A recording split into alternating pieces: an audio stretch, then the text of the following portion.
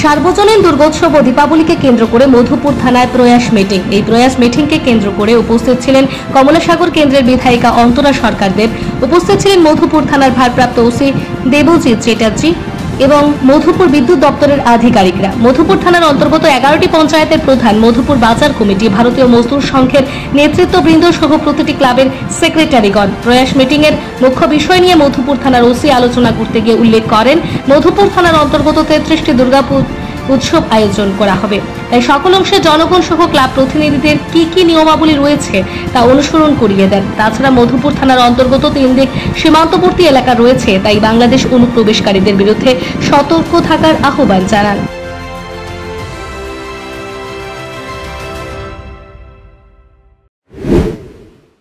চলাফেরা করে এখানে মোটর সঙ্গে অনেক কর্মকর্তারা আছেন, আপনাদের মাধ্যমে বলে দিতে চাইবো, আপনারা প্রত্যেকেই বলে দেবেন পুজোর সময় রাত অনেক পর্যন্ত অনেক আগ তোলা যাবে আসবে, খুব ওভার স্পিডে চালানোর প্রয়োজন নেই। পাশাপাশি যারাই চালাবে কেউ যাতে ওই সময় ইনটক্সিকেট না থাকে, তাহলে আমরা অনেক অ্যাক্সিডেন্ট রোধ করতে পারবো। এছাড়া প্রত্যেক এরিয়াতে বিভিন্ন নেশা সামগ্রী আছে, যারা বিক্রেতা করেন তাদের বিরুদ্ধে আপনারা গোপনীয় করুন, আমাদের খবর দিন, আমরাও সাথে সাথে ব্যবস্থা নেব। অনেক বড় টাকা কালেকশন করে আমরা পুজো করতে পারি, অনেকখানে দেখা যায়, কিন্তু পুজোর প্যান্ডেলের সামনে সেই পরিবেশ থাকে না। হ্যাঁ, তো যারাই কমিটিতে আছেন, এলাকার অভিভাবক আছেন, আপনারা সেই ক্ষেত্রে সুশৃঙ্খলভাবে পুজো করার জন্য ব্যবস্থা নিন এবং তাদেরকে যাতে কাছে না ঘেঁচতে পারে সেদিকে আপনারা পুরো ব্যবস্থা নিন।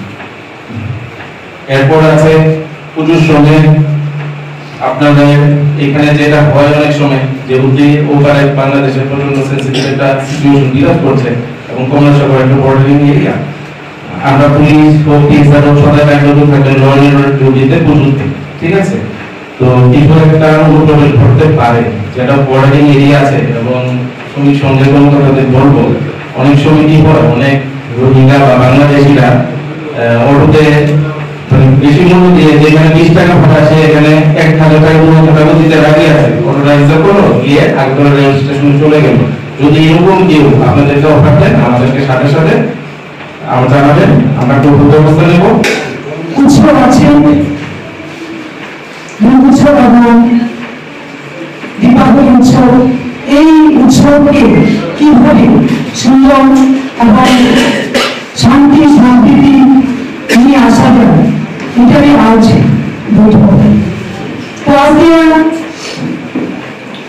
আমি এখানে যারাই আছে, প্রধান উপপ্রধান আছে, আমার বিভিন্ন ক্লাব এনজিও থেকে বা বিভিন্ন সোসাইটি থেকে যারা এসেছেন, তাদের কাছে আমার একটাই বার্তা থাকবে যে আমরা সবাই সুন্দরভাবে যেন কমলাসাগর বিধানসভা যে ঐতিহ্য আছে, অর্ধেশ্বরী মা আমাদের মধ্যে বিরাজ আছেন, আমরা যেন সবাই ভাদ্র মেলা বা আমাদের যে বিভিন্ন অনুষ্ঠানগুলো হয় সুন্দর শান্তি সম্প্রীতিতে হয়। আগামী দিনও যে আনন্দ মুখরিত দিন আসছে, ওগুলি যেন সবাই সুন্দরভাবে মিলেমিশে